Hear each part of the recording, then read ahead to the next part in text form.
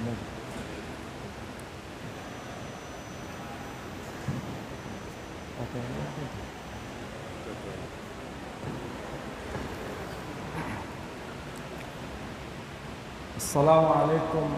warahmatullahi wabarakatuh.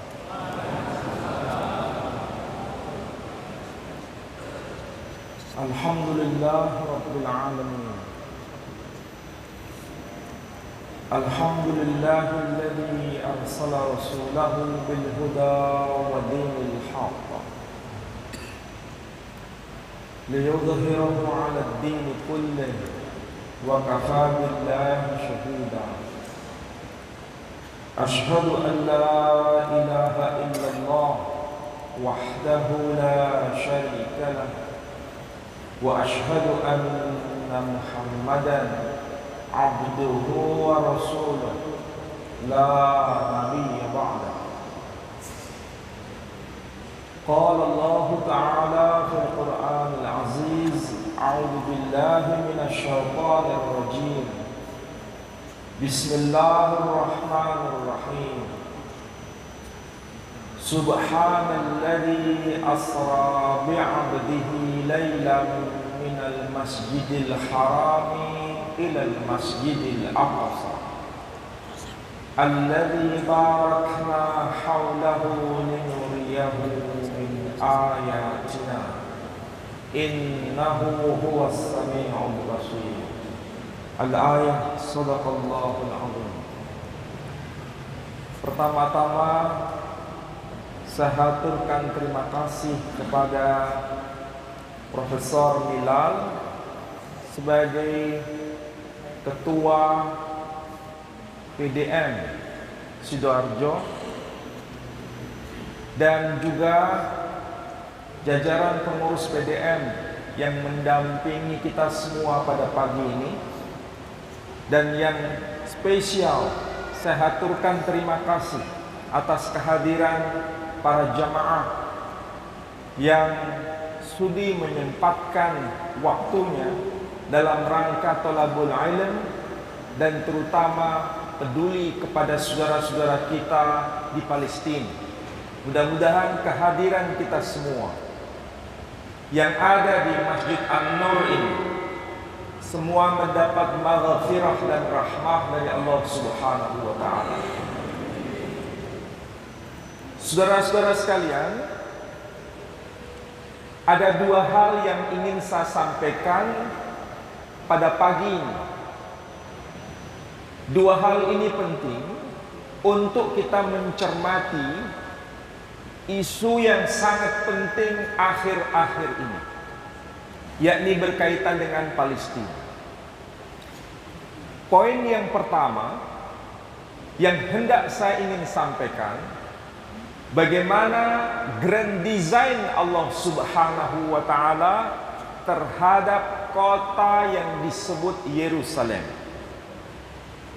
Yang kedua, saya akan mengurai apa yang menjadi sebab, apa yang menjadi masalah berkaitan dengan konflik Israel Palestina itu sendiri. Dua hal ini mudah-mudahan nanti bisa mencerahkan kita semua. Kita mulai dari poin yang pertama, karena kita tidak banyak waktu, dibatasi oleh waktu. Poin yang pertama kita rujuk pada Al-Quranul Karim.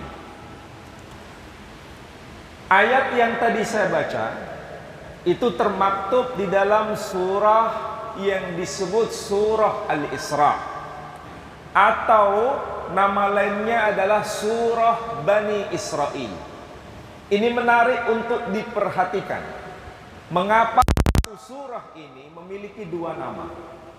Yang pertama disebut surah Al-Isra, dan yang kedua disebut dengan nama surah Bani Israel.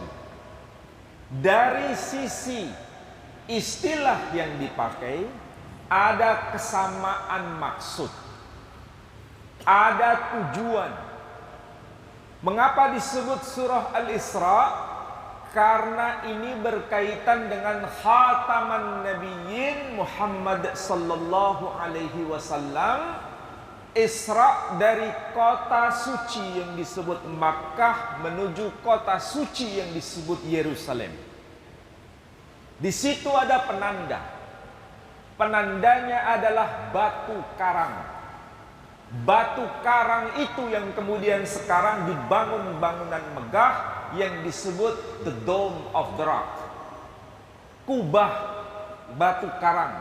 Warna kubahnya keemasan. Di bawahnya ada batu karang besar. Dan itu merupakan pijakan Nabi Sallallahu Alaihi Wasallam sebelum Mi'raj ke Sidratul Muntaha. Itulah sebabnya nama surah itu dikenal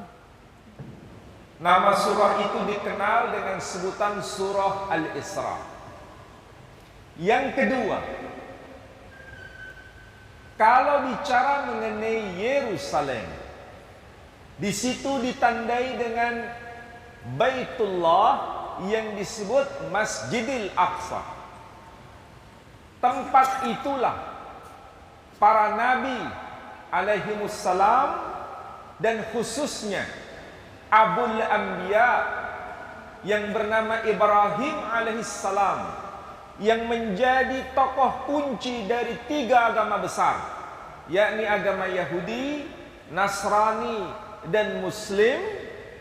Tokoh ini hijrah dari Palestina menuju ke kawasan Makkah Al-Mukarramah, dan kemudian ada tandanya.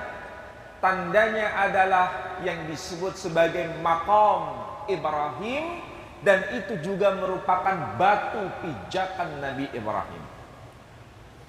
Kemudian beliau nanti wafat kembali ke Palestina dan dimakamkan di kawasan yang disebut kota Hebron sampai hari ini. Jadi ringkasnya ada sesuatu yang menyambung. Kalau Nabi kita Muhammad sallallahu alaihi wasallam ditandai dengan bekas pijakan kaki beliau sebelum Mi'raj, disitulah yang kemudian disebut sebagai the Dome of the Rock, kubah batu karang. Sementara khat yang disebut Abul Anbiya juga ditandai dengan Maqam Ibrahim yang juga merupakan batu pijakan beliau tatkala membangun Baitullah di kota suci Makkah. Jadi 2 kota ini ada penanda.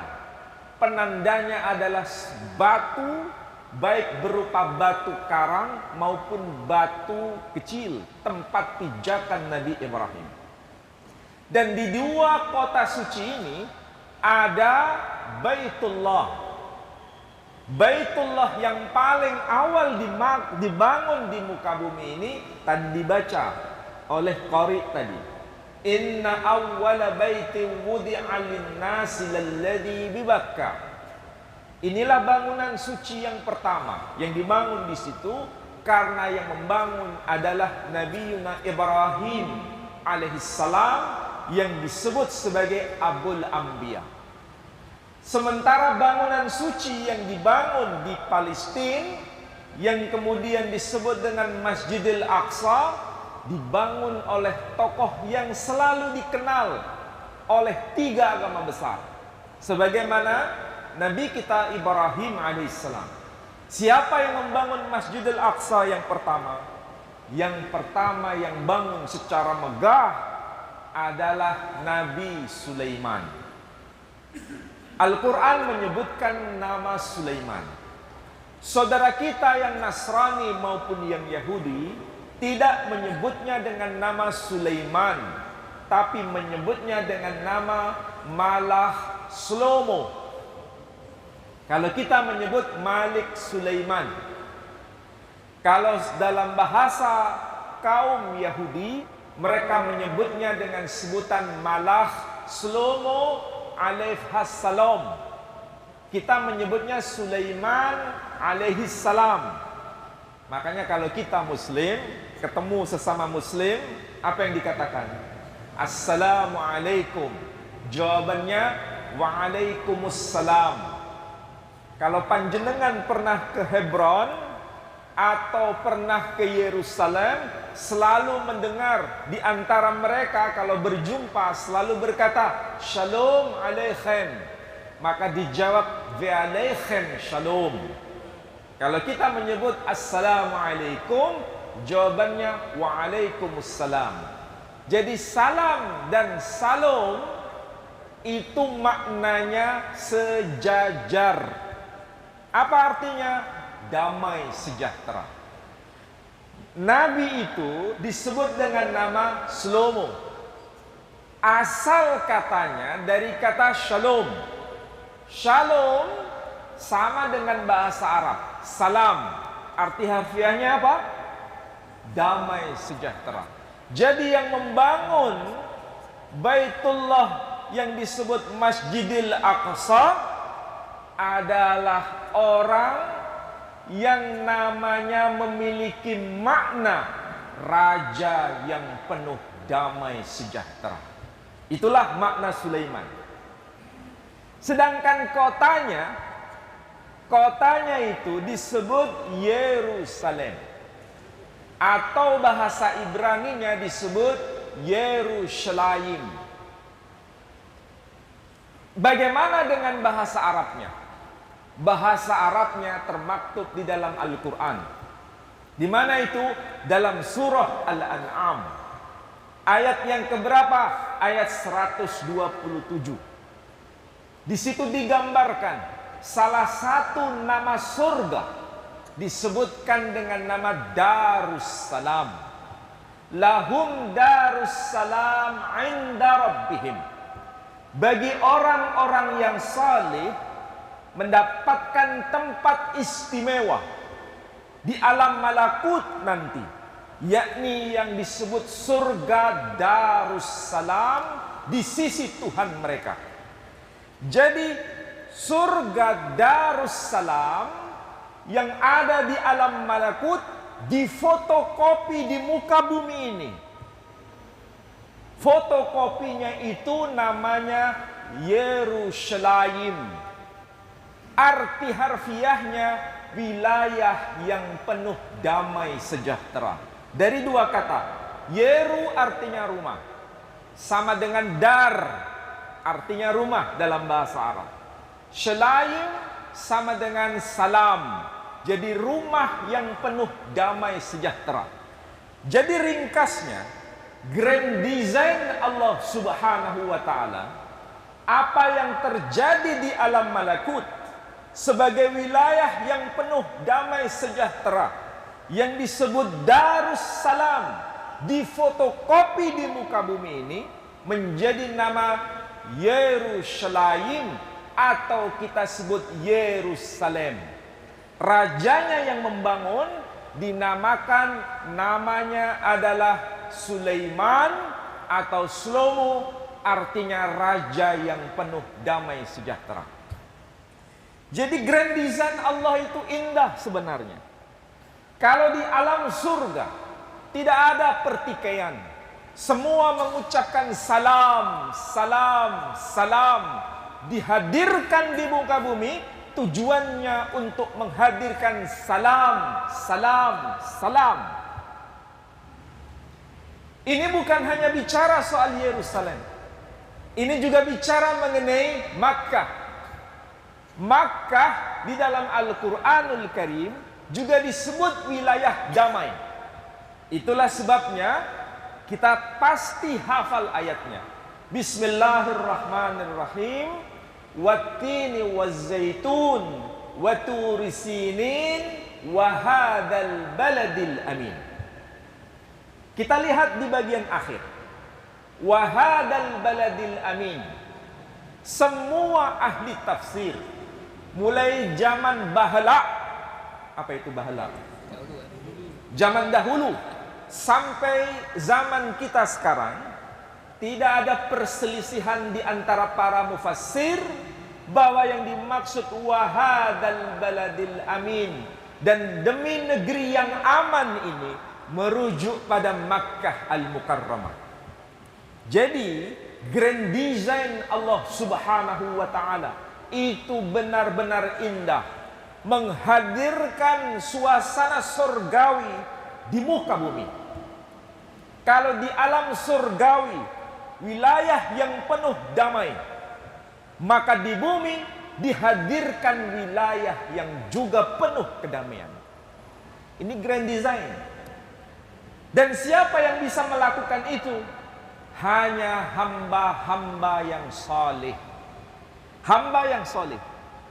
Makanya di dalam Al-Quran sendiri, tadi saya kutipkan dari surah Al-An'am, surah ke-6, ayat 127, hanya orang-orang yang saleh yang mendapatkan lahum darussalam inda rabbihim. Hanya orang yang saleh yang mendapatkan anugerah darussalam di sisi Tuhan mereka. Nah, kalau darussalam di alam surgawi diperuntukkan bagi orang-orang yang saleh, lalu bagaimana dengan yang ada di bumi? Yang di bumi pun juga diperuntukkan bagi orang-orang yang saleh. Bagaimana kita bisa mengkonfirmasi kebenaran itu? Dari surah yang dimaksud di dalam Al-Quran, yakni surah Al-Anbiya. Apa itu surah Al-Anbiya? Surah para nabi. Kita ini sebagai muslim kebanyakan lebih mengerti bahasa aslinya dibanding terjemahannya. Kalau saudara kita yang non muslim lebih konsentrasi maknanya meskipun tidak mengerti bahasa aslinya. Nah, contoh sekarang. Kalau kita saksikan hari ini hari apa? Hari Ahad. Mereka menyebutnya hari Minggu. Kalau hari Minggu datang ke tempat ibadah dengan bangga membawa kitab sucinya. Sebagaimana panjenengan datang ke masjid ini tidak bawa kitab suci sama sekali. Jadi mereka bangga membawa kitab suci itu. Membawa kitab suci masuk ke dalam tempat ibadah, pasti pastor atau pendeta mengatakan, mari kita buka kitab Kejadian, mari kita buka kitab Keluaran, mari kita buka kitab Imamat, mari kita buka kitab Bilangan, mari kita buka kitab Ulangan. Semua buka kitab suci dan tidak pernah salah membuka kitab sucinya. Karena mereka hafal letaknya di bagian depan atau bagian belakang. Persis seperti kita semua, kalau ustadznya mari kita buka surah Al-Ma'idah, masih cari-cari. Kenapa? Karena kita tidak biasa dengan kitab suci. Mereka biasa dengan buka-buka kitab suci. Nah, uniknya pastor atau pendeta tidak pernah menyitir istilah asli bahasa Ibrani-nya. Selalu berkata, mari kita buka kitab Kejadian. Tidak pernah itu ada pastor berkata, mari kita buka Sefer Bereshit. Nggak pernah. Kalau ada pastor, ada pendeta mengatakan demikian, pasti jemaat bingung. Karena mereka tidak akrab dengan bahasa aslinya. Hanya terjemahan. Nggak ada itu pendeta, mari kita buka Sefer Bereshit, mari kita buka Sefer Shemot, mari kita buka Sefer Wayikra. Nggak pernah begitu. Hanya terjemahan. Kitab Kejadian, kitab Keluaran, kitab Imamat. Terjemahan. Sebaliknya, kita di masjid atau di berbagai tempat, ustadz siapapun, termasuk Profesor Milal, kalau mengajarkan kepada jemaahnya, selalu berkata begini, saudara-saudara, mari kita buka surah Al-Baqarah. Begitu kan? Mari kita buka surah Al-Ma'idah. Nggak pernah itu Profesor Milal mengatakan, mari kita buka surah sapi betina. Pernah? Nggak pernah kan? Nggak pernah. Mari kita buka surah wanita. Meskipun sebetulnya surah An-Nisa, tapi nggak pernah berkata, mari kita buka surah wanita. Dari sini kita mulai belajar. Kita dengan mereka itu berbeda cara beragamanya. Mereka lebih paham maksud dan maknanya, meskipun tidak mengerti bahasa aslinya. Kita lebih fasih bahasa aslinya meskipun tidak tahu maknanya. Betul atau tidak?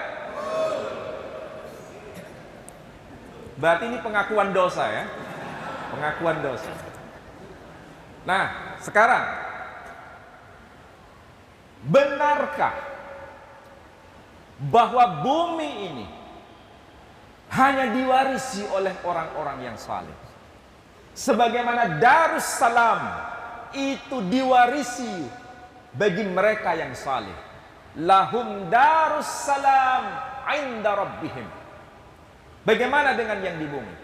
Lihat surah Al-Anbiya, artinya surah para nabi. Surah ke-21, ayat yang ke-105. Apa yang termaktub di situ?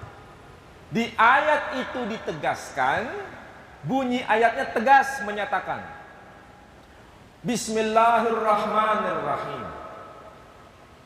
Walaqad katabna fiz zabur min ba'di dzikr annal arda yarithuha ibadiyas salihun. Arti harfiahnya, dan sungguh telah tertulis, telah termaktub di dalam kitab Zabur, sebagaimana telah tertulis di Lauhil Mahfuz, bahwa sesungguhnya bumi ini diwarisi hanya bagi mereka orang-orang yang saleh. Pertanyaannya sederhana.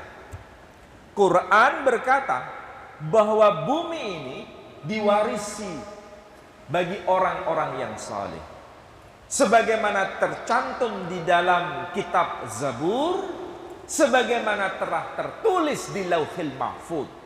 Kalau bicara Lauhil Mahfuz, ini wilayah malakut, wilayah negeri yang akan kita huni di masa depan. Sudah tertulis seperti itu. Dan ketika Zabur diturunkan, sudah memberikan konfirmasi bahwa bumi ini hanya diwarisi oleh orang-orang yang saleh. Dan Quran pun menegaskan bahwa bumi ini diwarisi hanya orang-orang yang saleh.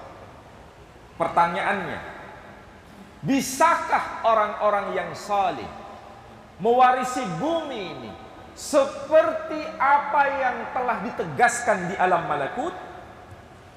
Ini pelajaran bagi kita. Makanya sederhana. Kita yang pernah haji, pernah umrah, sudah ada petunjuk dilarang melakukan pembunuhan binatang di sana. Dilarang melakukan sesuatu yang sifatnya negatif. Dilarang rafat, dilarang macam-macam yang sifatnya negatif. Kenapa bisa begitu? Karena Makkah Al-Mukarramah itu merupakan fotokopi di alam malakut. Maka mereka yang hadir di sana harus berperan sama, membawa damai, salam di sana. Keluar dari Makkah harus bisa menerapkannya. Sama seperti yang ada di Al-Quds, wilayah yang sebenarnya secara nama disebut Yerusalem, artinya rumah yang penuh damai sejahtera. Ini grand design. Tapi sekarang justru sebaliknya, menjadi rumah yang penuh damai sejahtera atau menjadi rumah konflik. Ini baru kita bicara yang kedua. Kalau poin pertama jelas, blueprintnya atau yang disebut grand design-nya menghadirkan suasana sorgawi di muka bumi.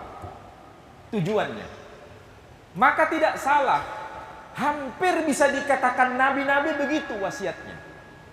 Saya ambil contoh, barangkali di sini ada yang dulu mantan non-muslim.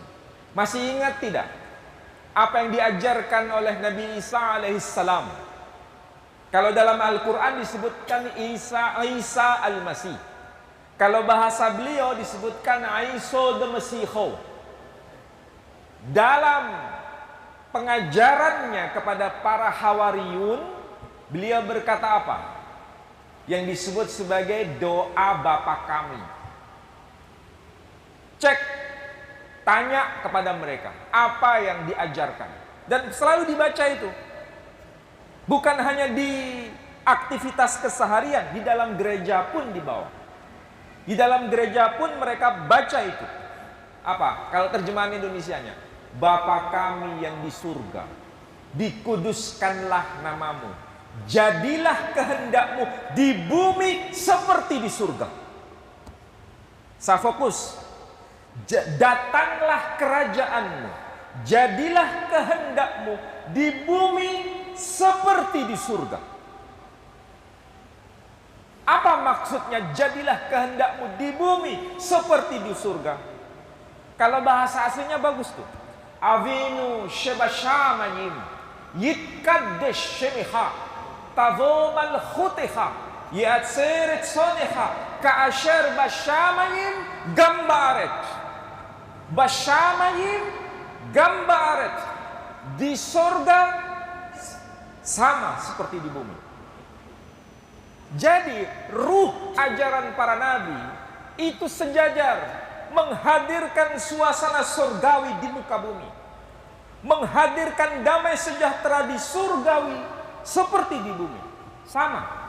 Maka di alam akhirat hanya bicara alhamdulillah, salam, salam, salam. Di sini menghadirkan itu juga. Ini grand design. Ini belum bicara poin yang kedua ya. Ini bicara poin pertama. Sudah rumitnya kayak begini. Bukan rumit sebenarnya. Ini jarang kita sadari. Ini jarang kita pahami. Orang bisa berhaji berkali-kali. Orang bisa umrah berkali-kali. Tapi ketika kembali ke tanah air, setelah pulang dari Baladan Aminah, sikapnya sama dan tidak berubah. Kenapa? Tidak bisa menghadirkan suasana surgawi dalam kehidupan mereka sendiri. Ini kritikan untuk kita semua. Islam itu jelas, sejelas matahari di siang bolong. Tujuan Islam itu jelas. Makanya kadang-kadang saya berpikir begini. Memang ajaran para nabi itu, ya, semua para nabi yang diutus dengan bahasa kaumnya masing-masing, itu semuanya sebenarnya Islam. Sebenarnya dari grand design-nya itu Islam. Dan jejaknya itu masih dapat kita jumpai sampai hari ini. Meskipun agama-agama ini sudah berubah, tapi jejaknya bisa kita identifikasi. Gampang caranya. Pertama, Islam sendiri, kita melalui risalah Nabi Muhammad sallallahu alaihi wasallam mengucapkan apa? Salam. Apa arti salam? Damai sejahtera. Tanya kepada orang Nasrani. Orang Nasrani sampai hari ini, meskipun agamanya sudah nyimpang ya, menurut kita, tapi mereka itu masih mengucapkan apa? Shalom, shalom, shalom. Apa artinya? Damai sejahtera. Orang Yahudi di Israel sono, meskipun mereka itu berbuat kayak begitu, aniaya, tetapi praktek ucapannya mengatakan apa? Shalom, shalom, shalom alaihim. Artinya apa? Damai sejahtera. Coba bayangkan, Muslim mengatakan salam, Nasrani mengatakan shalom, Yahudi mengucapkan shalom, Hindu, apakah mereka juga mengucapkan hal yang mirip dengan kita? Mereka mengucapkan apa? Om, Shanti, Shanti, Shanti, Om. Apa arti Shanti? Damai sejahtera. Saudara kita yang Buddha, apa yang mereka ucapkan? Shadu, Shadu, Shadu. Apa artinya? Damai sejahtera. Agama Konghucu di Cina, Agama Tao di Cina, apa yang mereka ucapkan? Shancai, Shancai, Shancai. Bukan Sinchan ya. Shancai. Apa arti Shancai? Damai sejahtera. Coba bayangkan. Lihat itu semua agama. Ini jangan dipahami semua agama sama. Bukan itu. Tapi jejak bekas-bekas agama yang sudah menyimpang itu, jejaknya ini masih kelihatan. Akarnya itu masih kelihatan. Ada salam, ada shalom, ada santi, ada sancai, ada sadu. Semuanya huruf S. Arti harfiahnya apa? Salam. Bisa kita bayangkan, ini pasti dulunya diajarkan oleh para nabi mereka sendiri. Bahwa hadirnya agama itu membawa suasana damai sejahtera di atas muka bumi ini. Itu spirit agama. Dan Islam mengkonfirmasi itu sebenarnya. Nah, dari sini kita paham bahwa Islam memang begitu. Maka tidak salah. Di dalam sholat pun kita berkata apa? Assalamualaikum warahmatullah. Di dalam sholat. Di luar sholat, apa yang kita ucapkan? Assalamualaikum. Boleh diteruskan. Assalamualaikum warahmatullahi wabarakatuh. Semua begitu. Kenapa? Karena memang inti dari risalah Islam, mulai Nabi Adam sampai Nabi Muhammad sallallahu alaihi wasallam membawa salam. Meskipun para nabi mengajarkan dalam bahasa kaumnya masing-masing. Ya nggak lucu kalau orang di tanah India nabinya mengajarkan dalam bahasa Arab, nggak mungkin. Pasti dalam bahasa Sanskerta. Makanya muncul kata shanti, shanti. Arti harfiahnya apa? Damai sejahtera. Quran mewasiatkan walikulli qaumin had. Setiap umat itu pasti ada sang penyeru yang diutus oleh Tuhan. Dan setiap nabi itu bicara dalam bahasa kaumnya, bilisani qaumih, sesuai dengan bahasa kaumnya.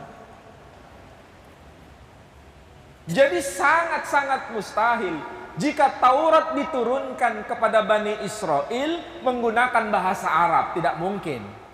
Karena Bani Israel itu penutur bahasa Ibrani. Makanya istilah Taurah di dalam Al-Quran, ini yang ngerti bahasa Arab, coba cari akar kata Taurah dari bahasa Arab. Sampai ila yaumil kiamah tidak akan ketemu.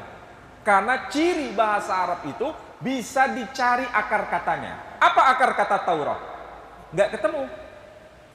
Karena itu bukan asli bahasa Arab. Itu bahasa Ibrani yang diarabkan.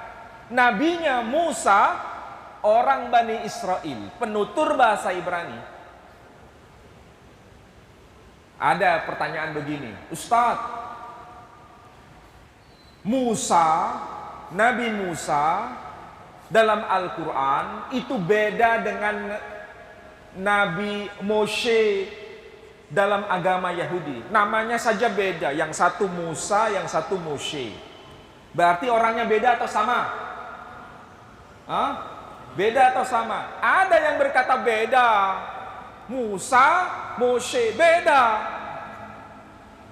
Ada yang berkata begitu. Ada juga yang berkata begini, Ibrahim dan Abraham itu beda. Pertanyaannya, beda atau sama orangnya? Kenapa sama? Jawabannya melalui Quran. Jangan ditafsir-tafsir. Kalau melalui Quran semua pasti sepakat. Saya tanya sekarang, nama Abul Anbiya itu nama aslinya Ibrahim atau Ibrahim? Nama asli beliau itu Ibrahim atau Ibrahim? Nah, kalau dijawab yang benar Ibrahim, berarti Ibrahim salah. Padahal Al-Quran yang disebut qiraah sab'ah boleh dibaca begini. Wa idh yarfa'u Ibrahimul qawa'ida minal baiti wa Ismail. Dan ingatlah tatkala Ibrahim membangun pondasi rumah Allah bersama sang putra yakni Ismail. Jadi namanya Ibrahim atau Ibrahim?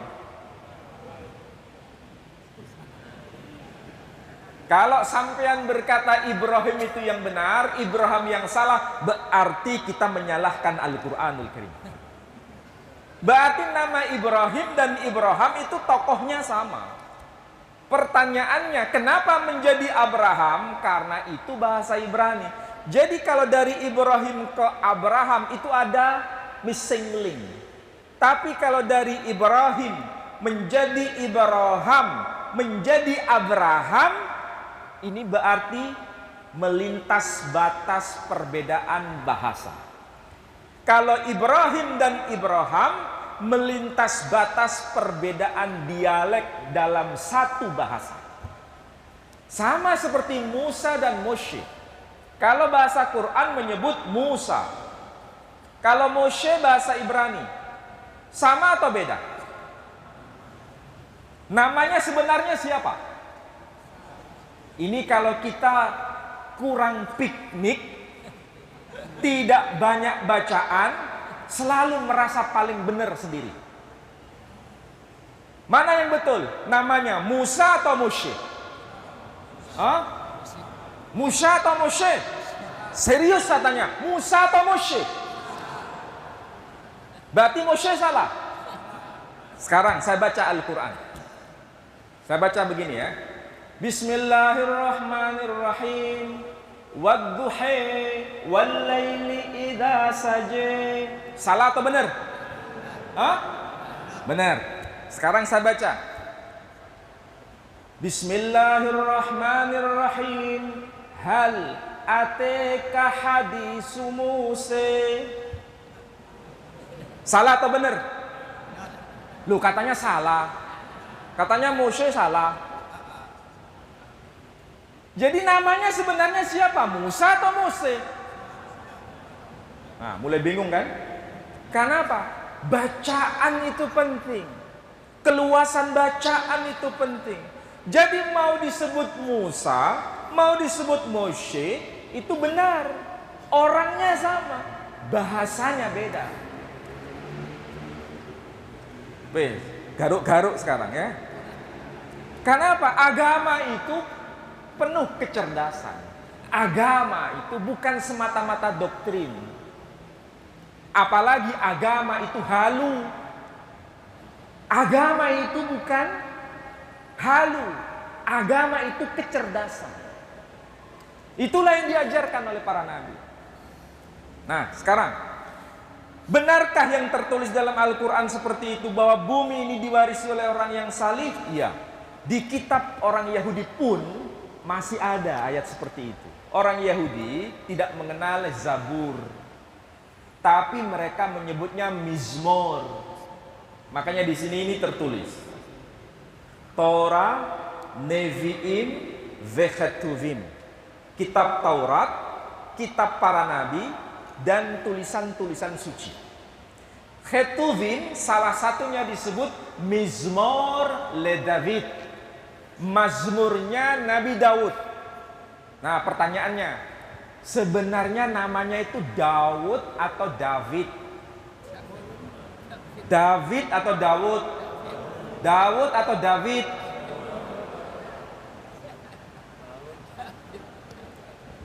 Ini ada Quran Hamafur. Hamafur. Al-Quran dalam terjemahan Ibrani. Yang menerjemahkan siapa? Bukan orang Yahudi. Yang menerjemahkan adalah pemerintah Saudi Arabia sendiri. Di sini tidak muncul nama Musa, munculnya nama Moshe. Di sini tidak muncul nama Ibrahim, munculnya nama Abraham. Di sini tidak muncul nama Daud, yang muncul nama David. Di sini tidak muncul nama Ismail, yang muncul nama Yishmael. Kenapa? Ini Quran terjemahan Ibrani. Yang menerjemahkan bukan orang Yahudi, bukan. Saudi Arabia, ulama-ulama Saudi Arabia. Saya tanya supaya gampang. Itu pintu, ini sudah jam 7 ya? Nggak terasa, nggak ada yang mengingatkan ini. Sampai jam berapa ini? Wah, nggak nututi. Saya kalau sudah dibatasi jam tuh nggak nikmat saya. Baik. Yang terakhir tadi. Jadi kalau pintu, orang Jawa mengatakan lawang. Betul enggak? Orang Madura tidak mengatakan lawang, tapi labeng. Pertanyaannya, lawang dengan labeng itu objeknya sama atau beda? Sama. Bedanya apa? Bahasa. Orang Jawa mengatakan waktune. Waktune poso. Orang Madura tidak mengatakan waktune poso, bektona apasa. Betul kan? Bektona apasa. Jadi ini perbedaan bahasa aja. Quran datang dengan bahasa Arab ini supaya kita ini semakin cerdas, karena induk dari semua bahasa itu bahasa Arab ini menjadi penanda. Jadi menjadi muslim itu harus semakin cerdas, bukan semakin goblok. Kalau menjadi muslim semakin goblok, itu berarti kita tidak bisa menyebarkan Islam di luar komunitas muslim. Faham maksud saya? Maaf kalau saya menggunakan istilah goblok, karena ada yang merasa paling benar sendiri. Betul? Nah, sekarang yang terakhir, nanti tanya jawab. Kenapa konflik ini terjadi? Konflik ini terjadi, ingat, pada masa kekhilafahan Turki Utsmani, ya, itu antara Muslim Arab Palestina, Kristen Arab Palestina, Yahudi Mizrahi Palestina. Tidak ada konflik. Karena mereka menjaga situs yang sama di kota yang sama, yakni kota Yerusalem. Yang Muslim menjaga Masjidil Aqsa, yang Yahudi Mizrahi menjaga tembok ratapan, yang Kristen menjaga situs dekat situ yang namanya Kanisah Al-Qiyamah, gereja makam suci. Tiga agama ini nggak ada konflik awalnya, ya. Mereka ini ada yang disebut Yahudi Mizrahi. Yahudi Mizrahi itu apa? Rambutnya itu panjang yang sini, keningnya itu panjang, kanan kiri, ya. Pakai pakaian hitam. Kalau demo di Amerika pakai sal, pakai sal yang bendera Palestina itu. Ya, itu orang Yahudi. Yang mereka tidak sepakati apa? Yahudi Zionis. Siapa itu Yahudi Zionis? Yahudi Askenazi. Siapa itu Yahudi Askenazi? Yahudi Eropa, yang di Eropa itu mereka mengalami peristiwa Holocaust, pembunuhan massal, genosida, karena mereka itu menguasai ekonomi dan banyak mempraktekkan rentenir. Sehingga Hitler merasa ini harus dihentikan. Maka mereka diapain? Diusir. Kalau tidak diusir, dibunuh. Maka mereka demi menyelamatkan diri atas rekomendasi British, mereka kembali ke tiga opsi. Satu, mereka ke Uganda, atau mereka ke Argentina, atau mereka ke Palestina. Mereka pilih ke Palestina, tidak milih ke Uganda. Di mana Uganda? Afrika. Tidak milih ke Amerika, di Argentina. Tapi yang mereka pilih di Palestina. Ketika mereka masuk ke Palestina, barulah terjadi konflik. Kenapa? Mereka merasa ras paling tinggi. Bukan hanya merasa paling tinggi dengan yang Muslim, bahkan mereka merasa paling tinggi dibanding Yahudi Mizrahi.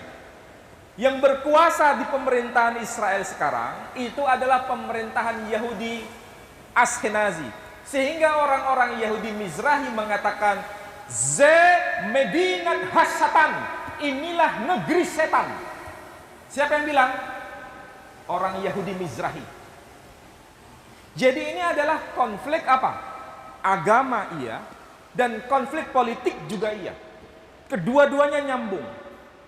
Ada ras yang merasa paling mulia. Siapa itu?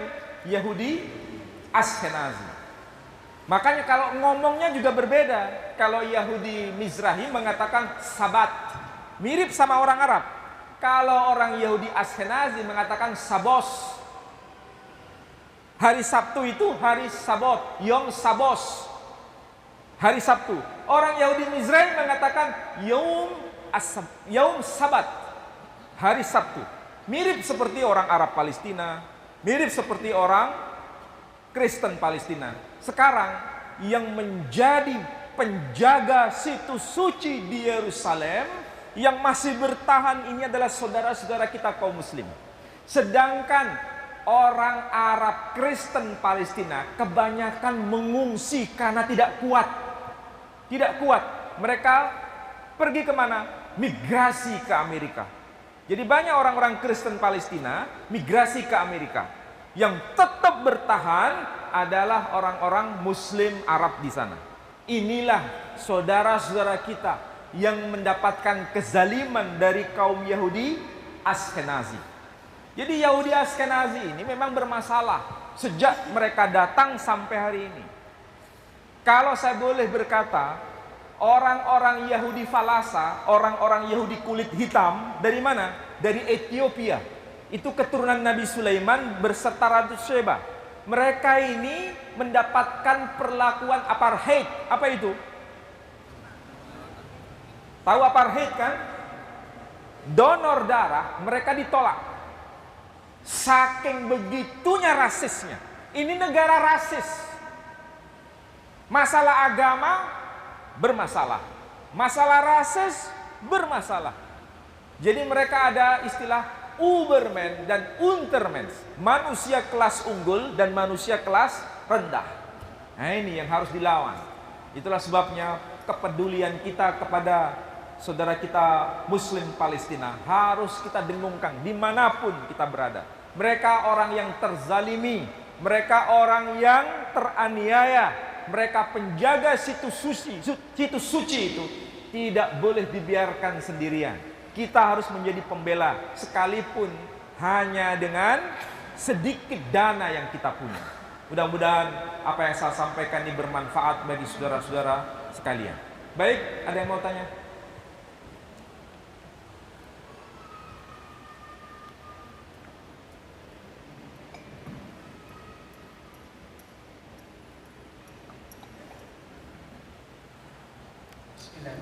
Assalamualaikum warahmatullahi wabarakatuh.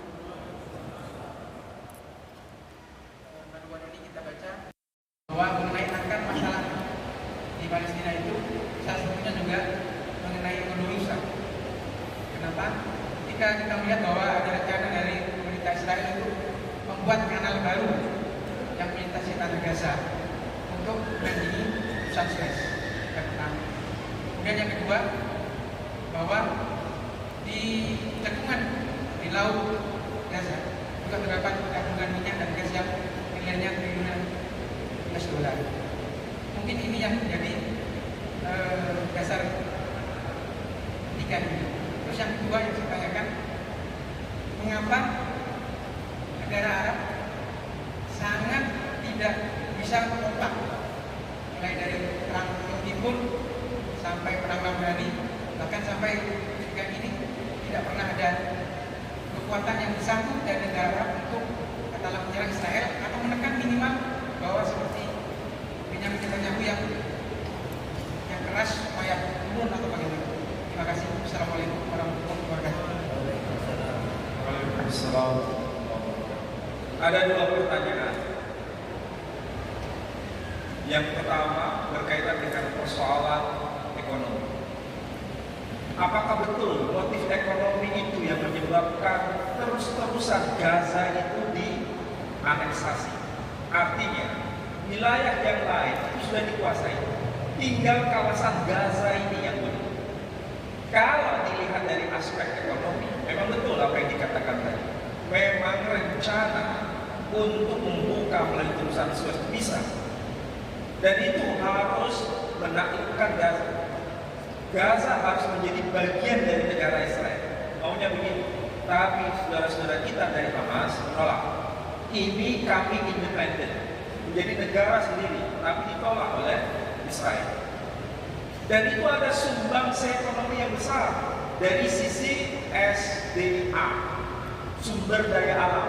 Gak usah jauh-jauh persoalan minyak, soal apa itu biji apa namanya zaitun, minyak zaitun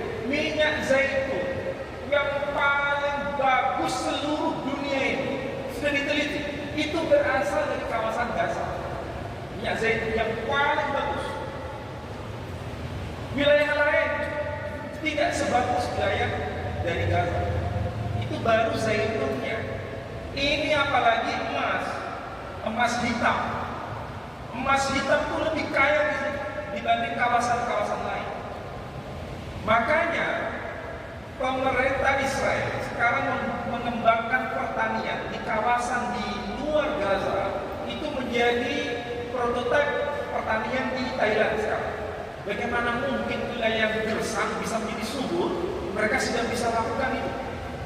Kalau seandainya Gaza dimasukkan ke kawasan Israel, kira-kira ekonominya semakin besar atau biasa-biasa saja? Pasti semakin besar. Itulah yang tidak bisa diterima oleh masyarakat Muslim Palestina di sana.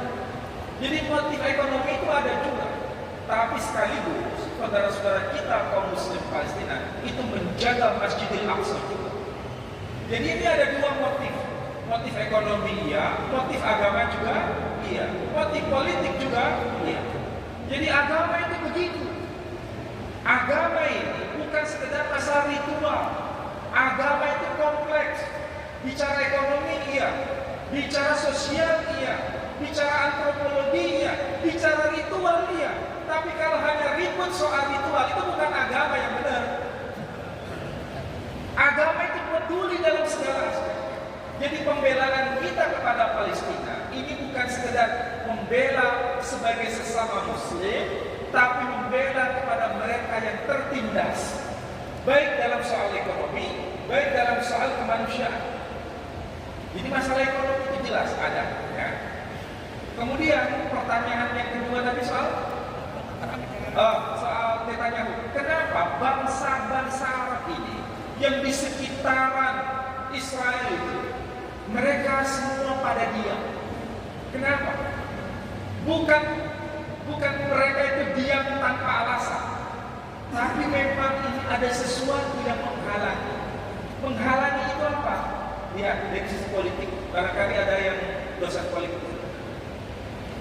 Negara-negara Arab mulai dulu sampai sekarang itu kan sebetulnya mereka itu menjadi negara-negara independen itu karena sumbangsi dari British. Kalau tanpa campur tangan British, maka negara-negara Arab ini tidak akan pernah berdiri. Karena mereka itu dulu berada dalam satu wilayah besar, yakni wilayah Turki Utsmani waktu itu. Tapi karena peristiwa Perang Dunia Kedua, maka mereka mendapatkan janji untuk merdeka masing-masing wilayah, dan itu dalam kontrol Inggris. Sama seperti Aljazair dan Maroko di bawah kontrol Prancis, Tunisia di bawah kontrol Italia, dan sebagainya. Jadi mereka ini tidak bisa berbuat. Alasannya sederhana, karena British, Perancis, Amerika itu pemegang hak veto. Sementara Palestina waktu itu berada di bawah protektorat dari Inggris, British. Sehingga ketika diizinkan orang-orang Yahudi ke situ, berarti diizinkan pula berdirinya negara Israel atas restu British. Disinilah akhirnya Israel mendapatkan kekuatan dari pemegang hak veto, sementara negara-negara Arab tidak bisa berbuat apa-apa karena ketakutan dengan hak veto ini. Inilah akar masalahnya bisa terjadi sampai hari ini. Jadi kira-kira kapan bangsa Arab bisa bersatu? Sederhana, hilangkan hak veto baru bisa. Tapi masalahnya bisa tidak itu hilang? Ini persoalan.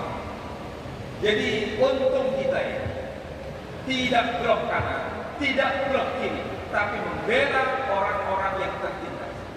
Tapi meskipun begitu, kita masih diombang-ambingkan dengan kepentingan-kepentingan ini. Yang penting bagaimana kita independen, membela orang-orang yang tertindas. Harapan orang Palestina itu yang dilihat kita, orang-orang Indonesia. Jadi kalau mereka bicara mengenai Arab, mereka sudah nggak mau lihat lagi, karena mereka ini berada di bawah kekuasaan negara-negara itu. Yang mereka harapkan itu dari timur, dari Asia Tenggara, khususnya dari Indonesia. Itu yang mereka harapkan. Jadi jangan dibiarkan mereka sendiri. Apapun yang bisa kita lakukan, lakukan. Saya kira itu ya. Oke, sudah 7:30. Mudah-mudahan apa yang saya sampaikan bermanfaat dan semakin memperkokoh ukhuwah Islamiyah di antara saudara-saudara kita di sana dan di sini, dan semakin membuat kita menjadi muslim yang lebih baik. Saya ucapkan dengan doa penutup majelis, subhanallahumma wa bihamdika asyhadu an la ilaha illa anta astaghfiruka wa atubu ilaik. Wassalamualaikum